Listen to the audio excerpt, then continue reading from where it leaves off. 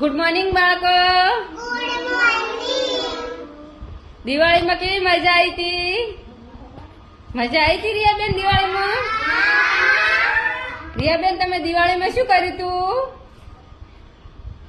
મીઠાઈ ગાધી હતી, પછી નવા નવા કપડા પહેર્યા હતા, પછી ફટાકડા ફોડ્યા હતા. પછી બીજું શું કર્યું તું? ચો જતો ફરવા? ચો જતો મમ્મા ઘેર જતો? મજા આવે મમ્મા ઘેર?